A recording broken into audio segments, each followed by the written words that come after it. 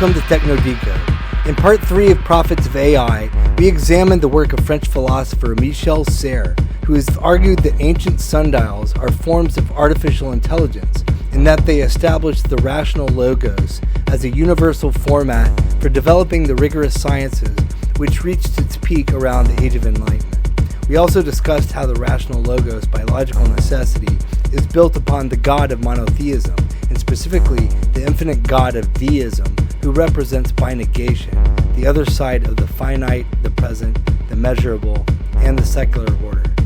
This God is therefore absent by definition.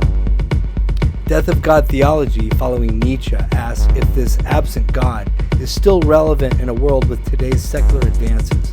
In other words, has our unmasking of God rendered him truly obsolete, absent, or dead? Or conversely, is the idea of divine incarnation still possible? In part 4, we'll look at the fallout of the theoretical death of God, and why, according to Michel Serres, God's absence is problematic for our global technologies and culture. Serres suggests that these systems, built upon hierarchies, produce global imbalances that inflict abject suffering on the majority of the human population. But Serres says that by using the concept of Angelism to instruct our worldview, we can reconstruct a vision that is informed by morality and that provides moral solution to global injustices. Serres' angelic model includes the concept of objective morality, which means moral restraints that are embedded into our technologies. For instance, instead of a law that prohibits jaywalking, objective morality proposes streets that are constructed to disallow the ability to cross the street outside of designated intersections. So by building morality into the technological infrastructure, then laws restricting behavior become superfluous or unnecessary. But objective morality also means restraining our technologies so that they remain geared towards virtue and excellence, and not viciousness or excessive aims. Serres says that by restoring morality through angelism, we can learn to restrain ourselves and our technologies and master our mastery over nature and people.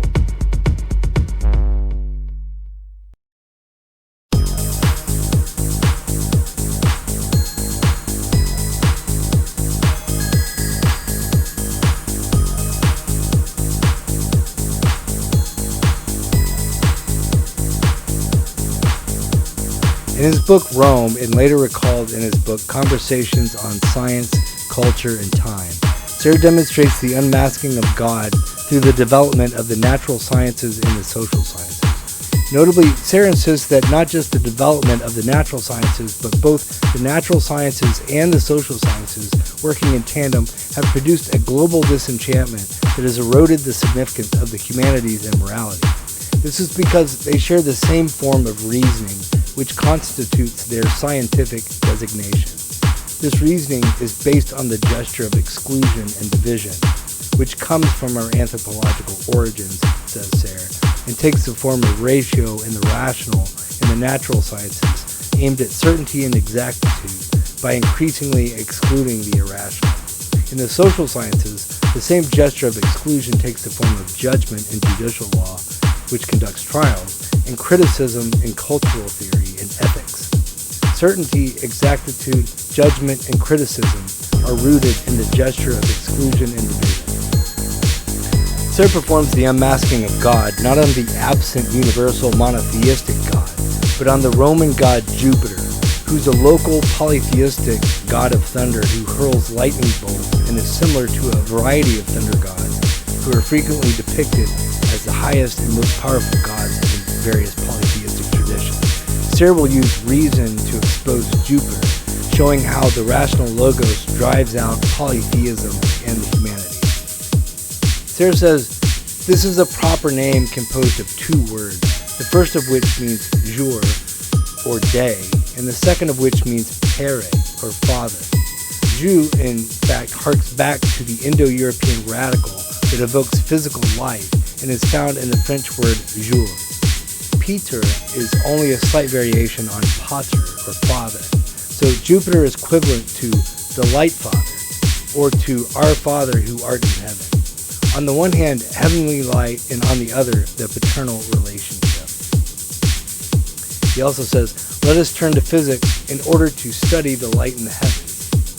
This hard science and the laws of electrostatics teach us, for example, that Jupiter does not hurl lightning bolts, but that they are produced by electrical charges. Thus, the laws of nature are substituted for religion. Physics allows us to leave the religious sphere. This is what can be called the physicalist critique of mythology, carried out since the Age of Enlightenment, which is even named accordingly. So here we see this is on the side of science, the unmasking of God. And then he says, afterward came the age of romanticism, the age of the heart, another instance of religion. Once the first named Jew has been sanitized and explained, made explicit, criticized, and thereby expelled, there remains pere, or father. To put it another way, after the age of the Enlightenment and rationalist or physicalist explanation, what remains for religion is sentiment, the part that's not physical but human. And so, jour, or light, exits, and pere, or father, remains. Then, moving over to the social sciences, he says, let's turn now to the social sciences that explore paternal relations, family structures, and the emotions attached to paternal relations. Once the Peter or pater of religion has been sanitized, explained, made explicit, criticized, thereby expelled by the suspicious era of the social sciences, and then exits the father. So he says, Jew was clarified by the physical sciences and Peter by the social sciences. Our Father is known to us from now on, and who art in heaven, this place is even better known to us. Freud, Nietzsche, and the anthropologists and psychoanalysts, not to mention the linguists, have explained the former to us, and for the latter we must read Maxwell, Poincaré, and Einstein. Consequently, there is no more religion. And so the death of God, he says, is well documented and dated, and that's what this unmasking of God describes. So what the exposure of Jupiter and the death of God announce is that our scientific advances have conquered the natural conditions of our survival, which Serres calls the old necessity. So science conquers nature, or the old necessity. Formerly, human survival was conditioned by environmental circumstances that were wholly beyond human control. Nothing, or almost nothing, Serres says, that happened in the natural world depended on the activities of humans. Our religions, our morality, the humanities, these all aimed at mediating and mitigating this relationship with the irremediable pains brought from a world that's independent of our control, impersonal, and indifferent to our suffering.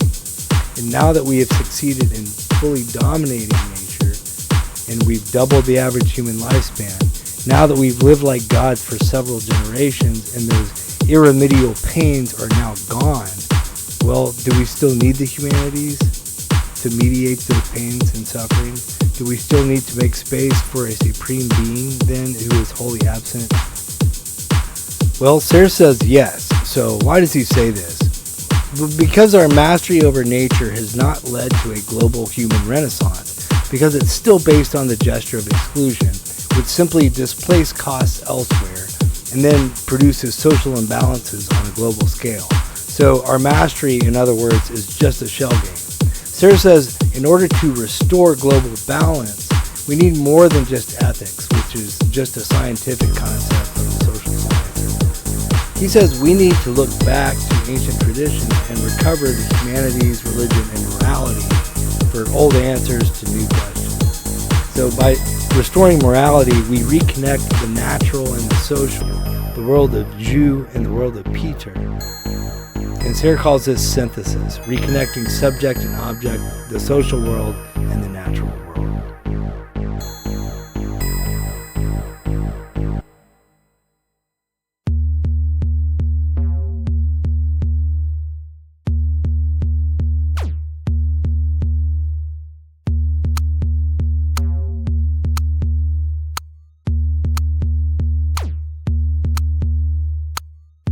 Serres' angelic model, the imbalances created by the death of God and our mastery over nature have amplified hierarchical divisions on a global scale. Serres represents the first and second worlds as living in a vertical technological city called Newtown. Newtown represents those who hold the upper hierarchical ranks globally, the aristocracy, and those who live like gods on earth, enjoying the riches of our mastery over nature. These groups live at the expense of the third and fourth worlds, who are much more densely populated in horizontally filled, poverty-stricken cities called Old Town.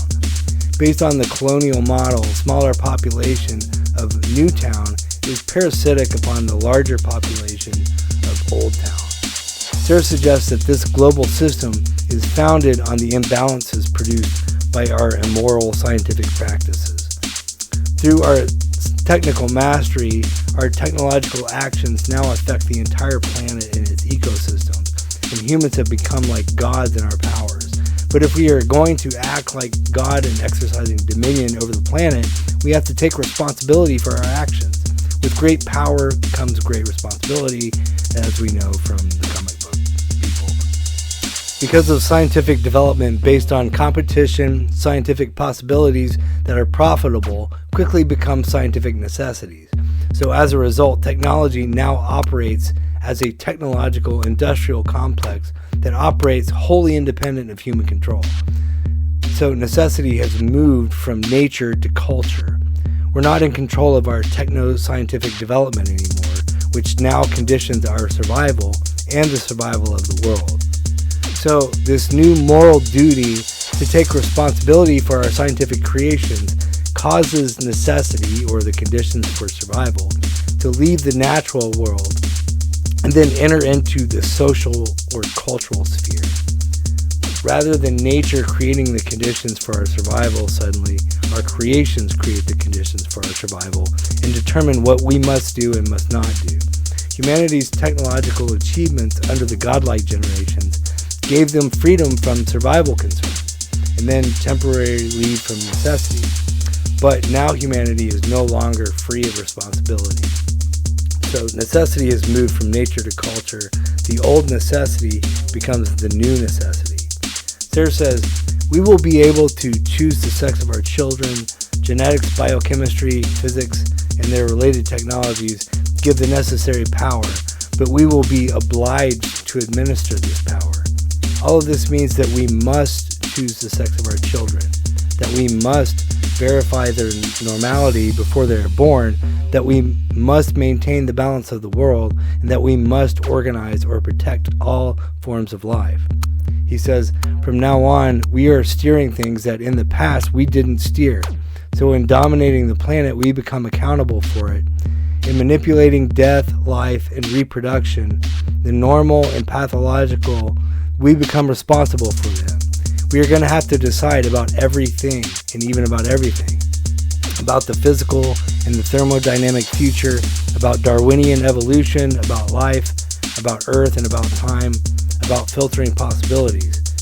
Culture now creates the conditions for its own survival, as well as the survival of global ecosystems and increasingly nature at large.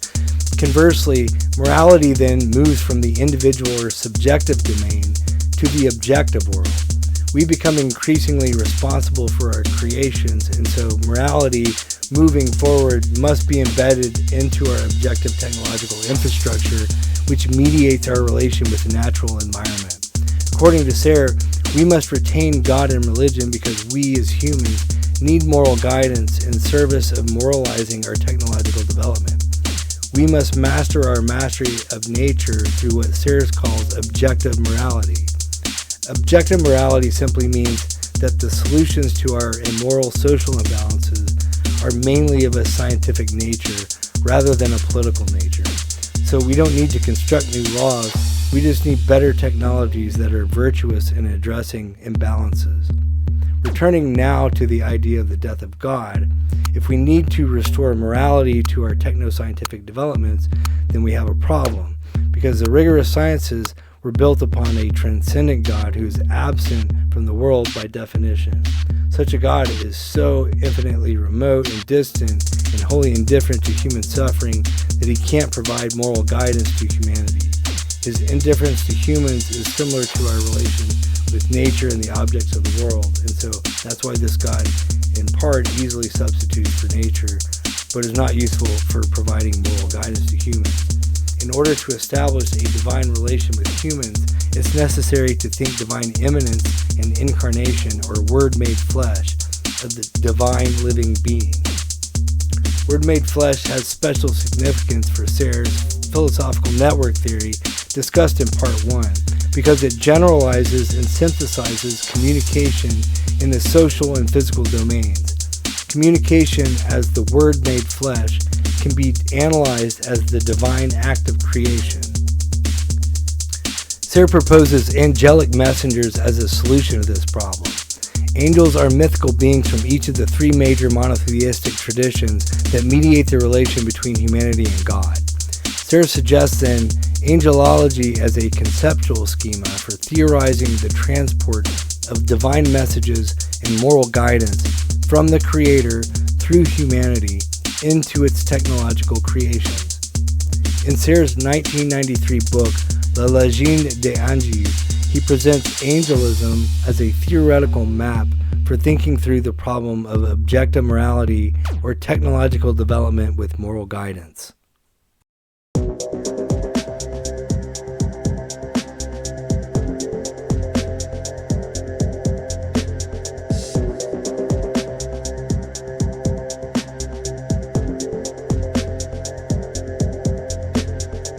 In his book on angels, Serres alludes to the Catholic tradition's celebration of the Incarnation and the Angelus.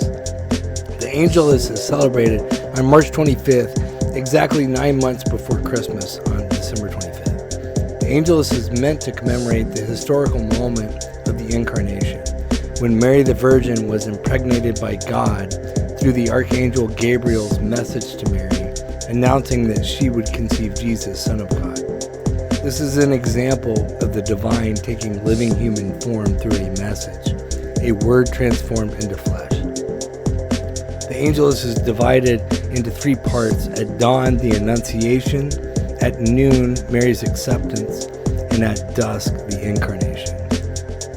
Also, three archangels are commonly associated with the Angelus: Gabriel, the messenger; Raphael, the healer; and Michael, the protector. In the Book of Tobit, these angels accompany the young boy Tobit, who carries medicine in the harvested organs of the body of a fish. The medicine is meant to cast demons from the boy's father and to heal his blindness. The fish is a vesica Pisces, that's a womb that carries the message to heal the father.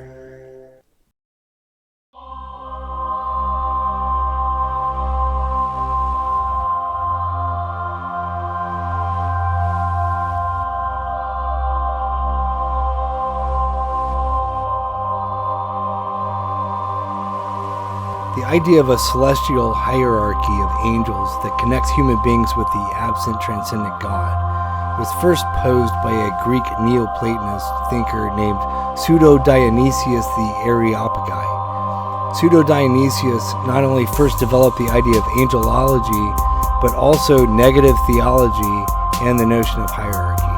And we can see why, because these ideas are all interrelated. A hierarchy of angels is needed to bridge the distance between humanity, the physical universe, and a transcendent God. Pseudo-Dionysius' model included 9 groups of angels and 3 suborders, framed in a hierarchical structure, with the highest order, or the order of the Godhead, constituted by seraphim at the top, cherubim, and then thrones, and then the middle order, which was the cosmic order, which was constituted by dominions, virtues, and powers, and then the lowest order, or the worldly realm, which was constituted by principalities, archangels, and common angels.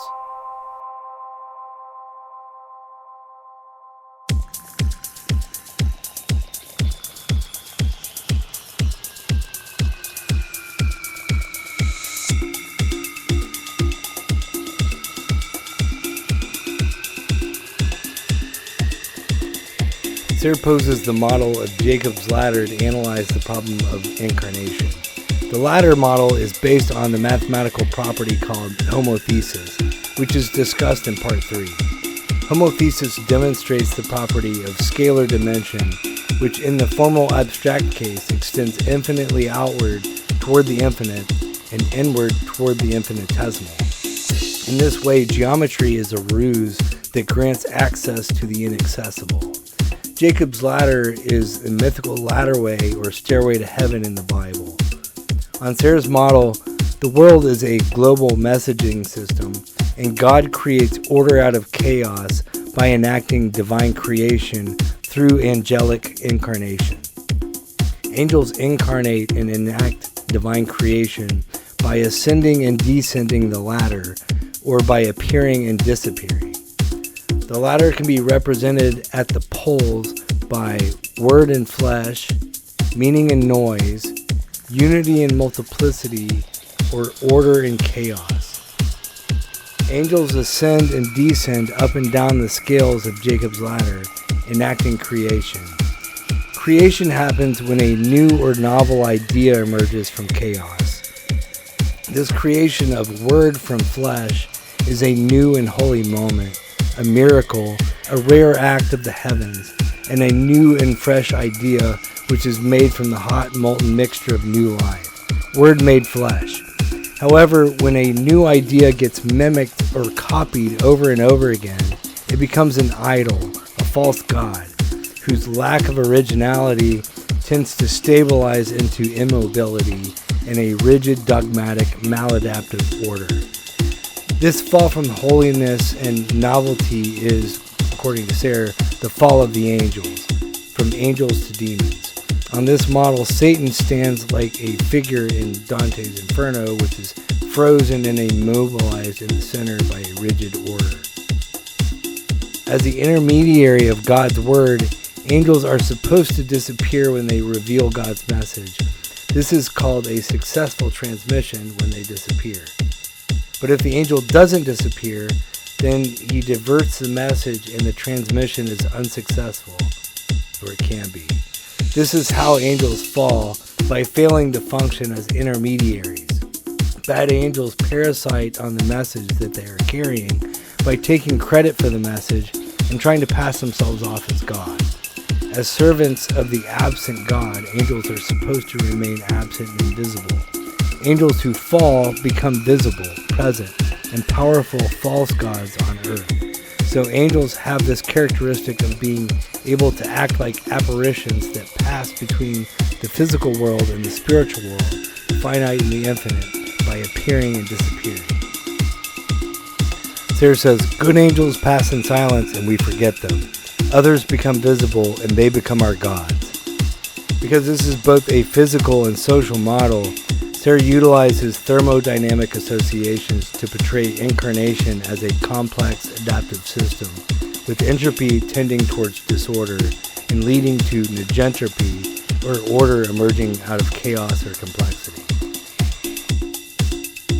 He says, on the way down, the flesh comes down from the word.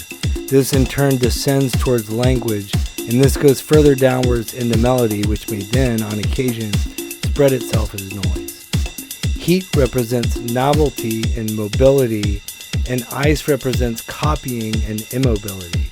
Thus, the ascension of the angels from noise to meaning is a heating process of evolution, and the descension of the angels from meaning to noise is a cooling process of de-evolution. The former is good, and the latter is evil. The latter expresses creation, divine incarnation, and the universal principle of individuation or singularity across the physical, individual, technological, and social realms. To the extent Serres' philosophical project is about constructing a communication network, the latter in Serres' angelology makes possible the development of a divine communication network. It's very much akin to Leibniz's metaphysical monadology. The significance of a direct divine link is that it is universal, and so it disintermediates the relation between each being and God. In other words, There are no intermediaries between each being and God, so God relates directly with each being. When this divine relation is directly engaged, it indirectly prevents relations of subordination, comparison, competition, and hierarchy between beings.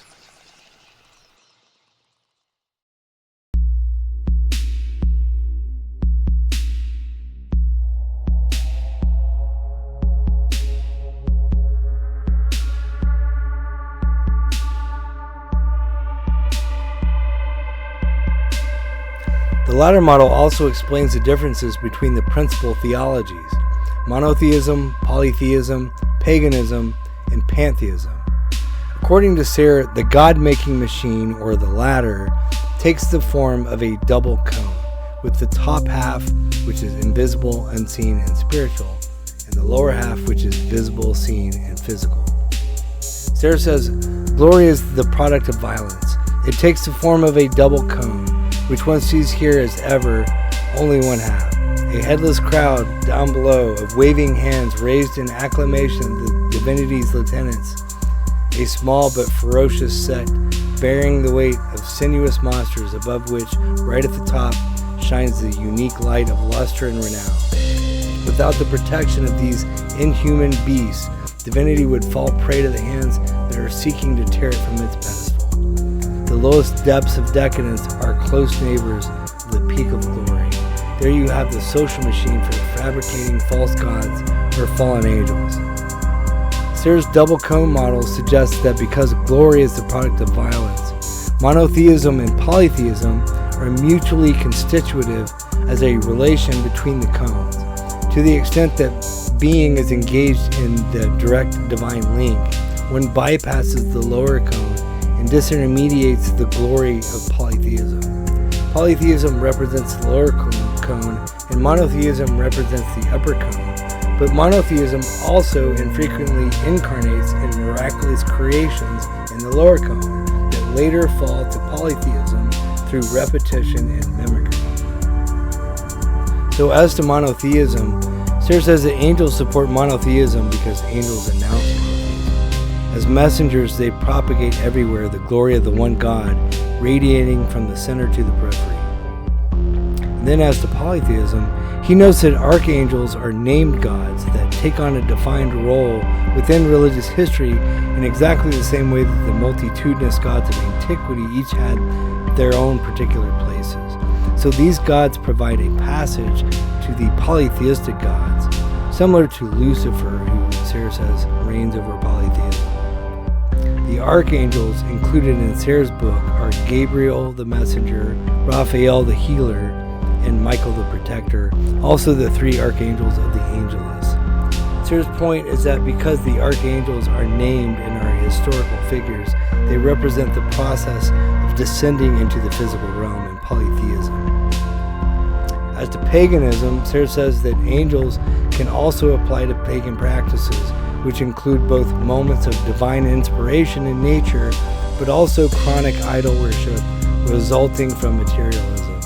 And in this sense, we are monotheists, Serres says, but all of us also remain inveterate pagans. And then finally, as to pantheism, Serres says, for pantheism, everything is divine. Trees and stars are gods. You are a god too, he says, you whom I love and who are now listening to me. So are angels still pantheists? He says certainly they are, because by the fact that they pass everywhere and occupy all space, they enable divinity to be seen at all points. So pantheism is also covered by Serres' angelology.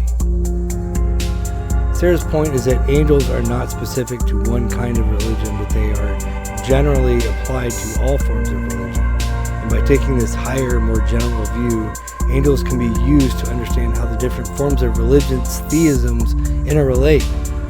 Angelology is a general language of theism that also explains physical processes.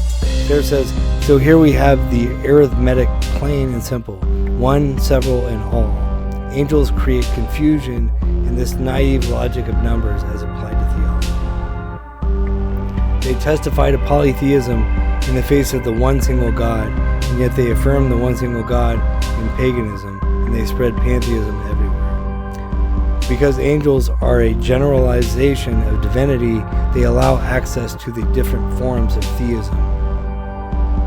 On this fluid ladder, Serres says, God, the one and only, is permanently in the process of unmaking himself into a multiplicity of gods, idols, and ideas, which in their difference and conversely are also permanently in the process of reunifying themselves into the one single God. The angels, the world, you and me, men in history, all move within this rising and descending flow. On this model, God creates using something new, and Satan criticizes using something old. Or put another way, God is the creator and Satan is the critic. Satan doesn't create anything, he just criticizes what's already been created. Or God creates and Satan copies. The incarnational link from God to each physical object is akin to Leibniz's metaphysical monadology, and according to Serres, it's the same as the model of monastic life, where monks isolate in seclusion and seek deep into prayer with God. This can be modeled by a horizontal ladder rather than a vertical ladder, because when the angels disappear, the direct link to God becomes universal and based on equality. So it disqualifies any hierarchical comparison or competition. Monks spend their time alone in isolation and seclusion, which is necessary to turn towards the spiritual in prayer. They relate to each other indirectly by seeking inspiration directly from the infinite, rather than by becoming attached to the finite, to criticism and idol worship. Serres says the best definition of the liturgy recommends imitating the angels.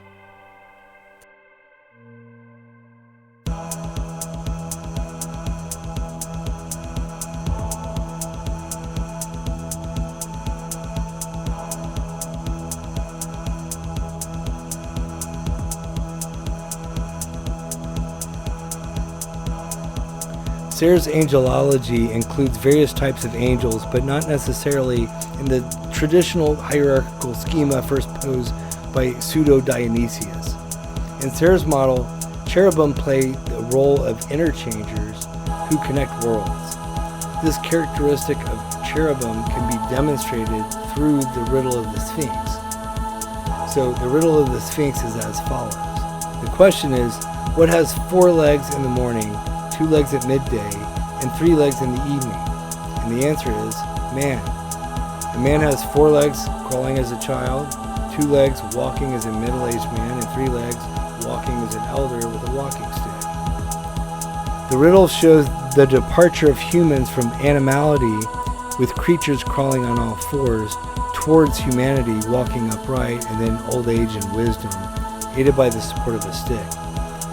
The cherubim is a chimera or a triple-natured being, part animal, part human, and part angel, that acts as an interchanger, tying together 2 worlds, humanity's lower nature, animality, and its higher angelic nature.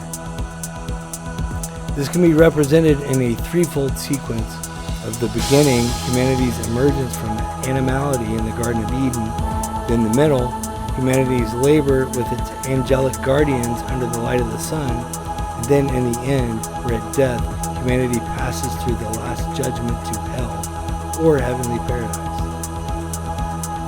The cherubim can bridge the worlds of walking and flying, but also put them at holy war with one another, pitting angels against beasts. So when represented as good and evil, as beasts and angels, this threefold structure can manifest as the template for a moral conscience, with the human contemplating a moral conundrum in a good angel on one shoulder and a bad angel on the other shoulder. As our shadow, our guardian angel plays the role of the third man and mediates our relations with others. Light and shadow, rational and irrational. This connects directly to the absent God who stands at the edge of the rational logos. In this way, conscience can hold the head and the heart. This guardian angel can be a guide or a parasite. Cherubim then frame the world in terms of good and evil or judgment. As punishment for Adam and Eve's original sin, cherubim blocked the gate back into the Garden of Eden, where Adam and Eve were expelled for eating from the tree of the knowledge of good and evil. Repetitively recycling this hierarchical worldview can result in a polarized world with hyperbolic behavior fueled by love and hate and driven towards extremes. Judgment turns humans into beasts and produces inequality and polarization. To this, Serres says, the love of cherubim transforms a person into a different person. Consumed by rivalry, angels can turn into the very beast that they are killing. This situation causes sharp historical reversals that further stabilize the structure. According to Serres, cherubims recall the polytheistic practice of ritual sacrifice as a God-making machine, and more specifically, the substitution of animal scapegoats for human scapegoats. He says, the statues of ancient divinities, half man and half bull, echo this ritual rapprochement, in which people celebrate with cheers of admiration and cries of anguish the memory of that far-off day when human sacrifice eventually gave way to animal sacrifice. What they are shouting is, which of these two in the middle of the arena will die? Will it be the angel or the beast? That's how our gods are born. A man becomes a god if he's able to kill the beast, but only on the condition that it in turn has the capacity to kill him. You see how this set of scale works? He also says, herein lies the origins of the sacred. To sacrifice means to kill, put to death, by hatred and violence, and also to render sacred, sacralize, honor and adore, slaughter and deify. There you have the outcome of this law of perpetual reversal.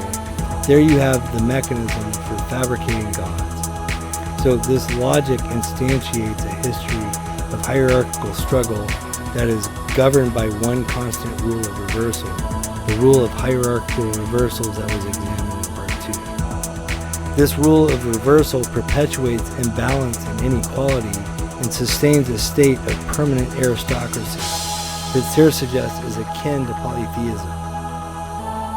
According to Serres, we live in the grips of polytheism today because of hierarchy and aristocratic rule that goes back centuries.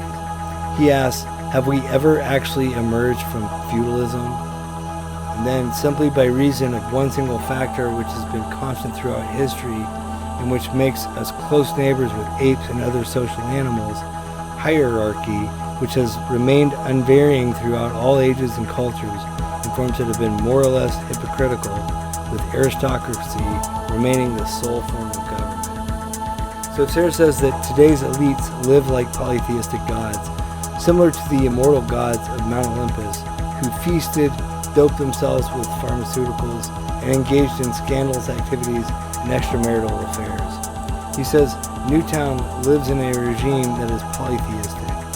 He also adds, in the old days, the immortals only bothered about men, who were anyway condemned to an early death, in order to hand down cool orders or to lecture them on morality. Armed with Zeus's atomic thunderbolts, they sat round their tables, laughing and drinking pharmaceutical liquors of immortality, and entertained themselves with complex love affairs in mountain hideaways, defended by their power of fire and separated from mortals who, for their part, were deemed to live a life of implacable necessity. He asks, do you recognize these Olympian figures?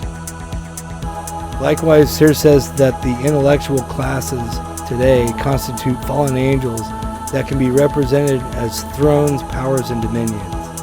These managerial groups protect domains of knowledge and profess in criticism and judgment. They are the accusers of the social sciences, who are driven to police and exclude any errant thoughts or behaviors. These are the members of the Western world. Serres says additionally that watching TV is like a return to paganism because it mimics the ancient practice of worshiping household gods. Keep in mind, Serres' book on angels was published in 1993, so television was still more dominant of a medium at the time than the internet. However, Serres' argument can easily also apply to computers, cell phones, and media devices. He says, here you have us mindlessly worshiping in silence every evening after supper a wooden object which holds pride of place in our homes. We revere it in the same way that our ancestors worshipped the hearth god. We pray at its feet for several hours a day, and it emits flashes of light, eliciting dread and pity in the same way as the statue of some antique god. We could compare our attitude, prostrate before this domestic object, to the daily rites of the ancients who every day went down on their knees to pray to their household gods.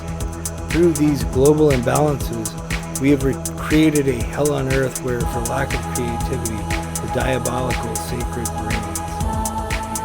For Serres, the good tidings of good news of the Incarnation, announced to Mary by Gabriel at dawn at the Annunciation, well, this closes the age of sacrifice and blocks the machine from manufacturing gods. Serres says, the reign of angels sounds with the birth of the Messiah, who makes flesh divine and incarnates love. Eminence encompasses everything in its unmoving equilibrium. So for Serres, the Messiah replaces angelism. The universal mediator replaces the messenger because a living being who's divine and who's guided by love directly does not require an angelic messenger intermediary.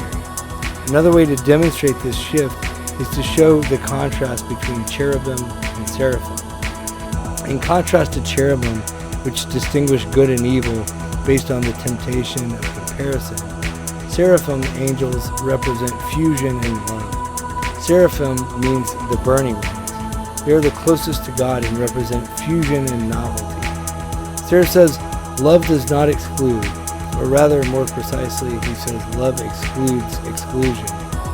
Seraphic love auto-restrains the gesture of exclusion through inclusion.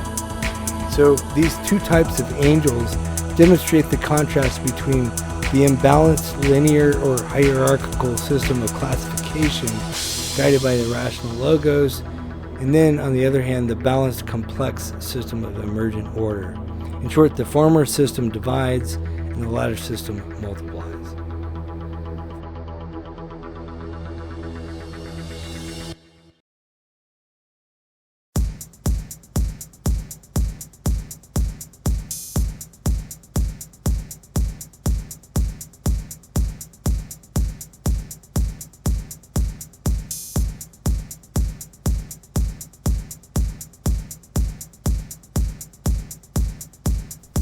In an effort to show how the racial divisions that separate the first and second world from the more numerous third and fourth worlds can be addressed, Serres demonstrates how love modeled on the seraphim heals social divisions through generalization.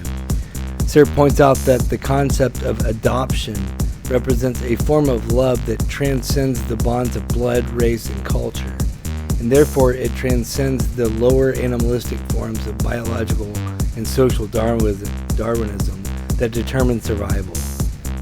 Through adoption, we heal inequalities and divisions based on race and culture and stabilize the conditions of survival in general.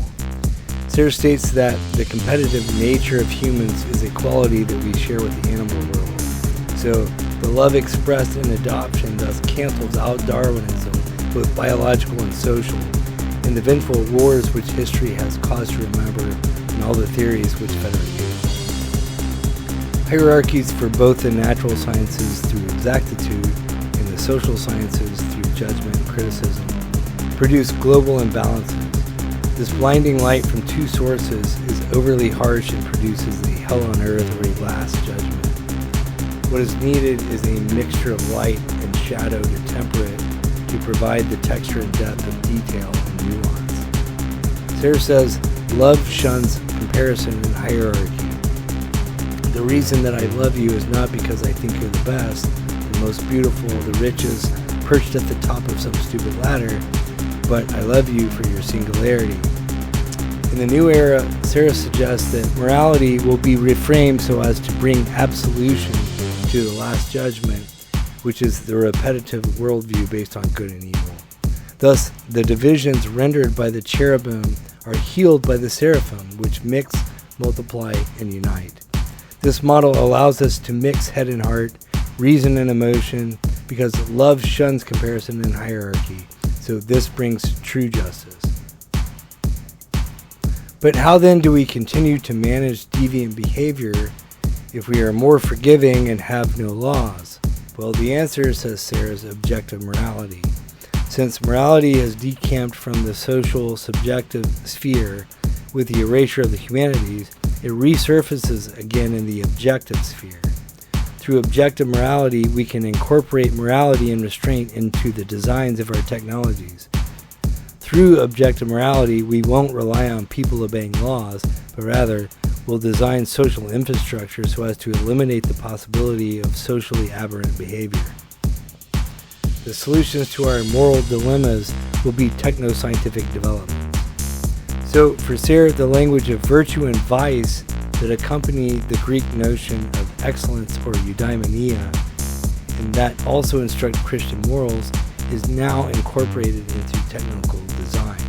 So rather than insisting on personal restraint through laws and prohibitions, we will restrain behavior in the design of our technological infrastructure. Serres says, in reading over the marvelous and detailed list of capital sins, those fundamental vices or neuroses that psychology explains so poorly, which are pride, greed, envy, gluttony, lust, anger, and sloth, who can help seeing that growth brings them together and makes them into a function in the mathematical sense. And he also notes that neuroses are repetitive and always the first to be served as an inclination to vice. And so these are all properties of growth, where you have virtue as restrained growth and vice as unrestrained growth. And so thus, virtue consists, and perhaps only consists, of stopping this growth. Its restraint exercised on it oneself reflexively, and the investing of a party the power to restrain its power, a kind of auto-restraint. Our future then depends upon our restraining our technologies, mastering our mastery, dominating our domination. This is objective morality. So angelology allows for a language that hopes to address the excesses of materialism, competition, and domination by restoring morality and balance to humanity through our technological design.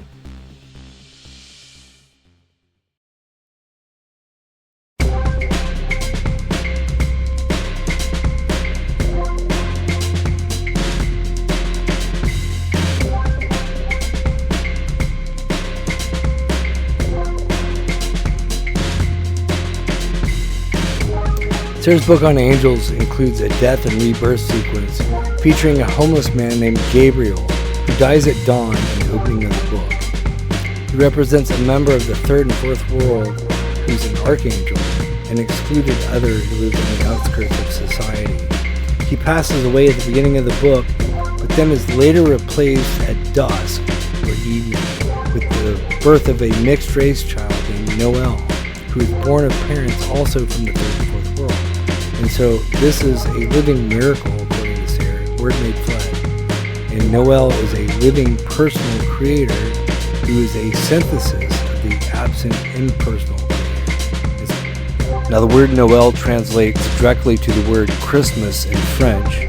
So Noel marks the date of the incarnation.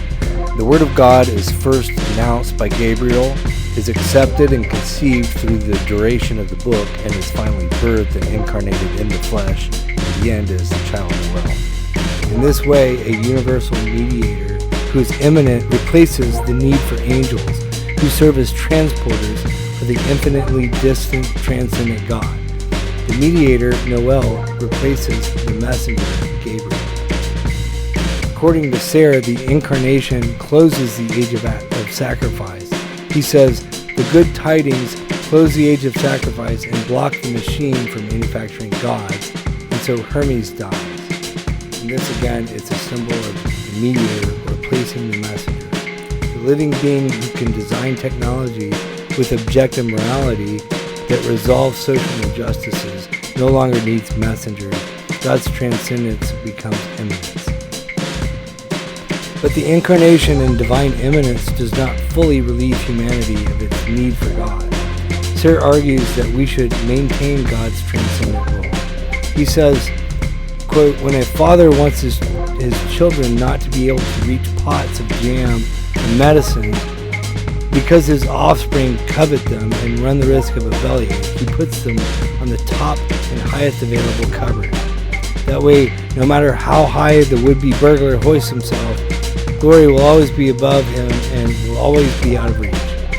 The object is situated at a level which is so much in excelsis, so high in the heavens, nobody can reach it. In other words, God's eternal inaccessibility thwarts any foolish attempt by an arrogant human to reach so high and to challenge the power of God. And so this is the winning strategy of the absolute superlative, says Serres. A distant, inaccessible, transcendent God who is all high humbles everyone and everything below him because his heights are beyond access. All high, as they say, of the good Lord. To him alone be the power and the glory, says Serres.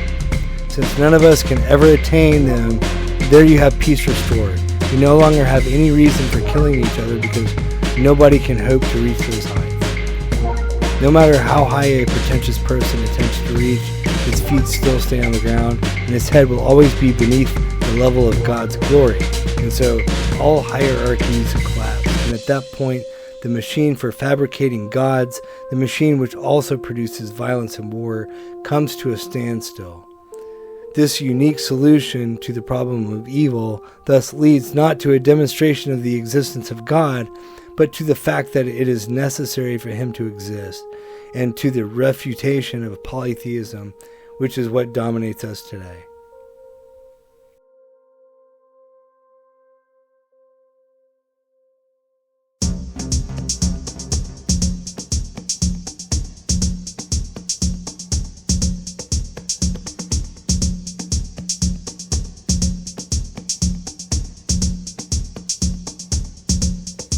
So, Serres' contribution to artificial intelligence is twofold.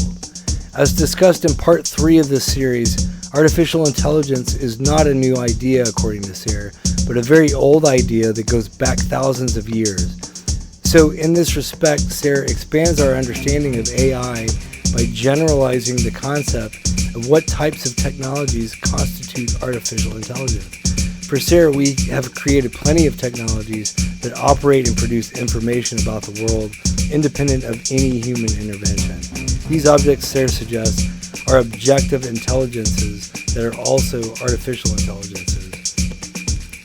And then to the claim that artificial intelligence has only just been invented, Serres retorts, not at all. We've always been artificial for 9/10 of our intelligence. Certain objects in this world write and think. We take them and make them so that they can think for us, with us, among us, and by means of which, and even within which, we think. The artificial intelligence revolution dates from at least as far back as Neolithic times.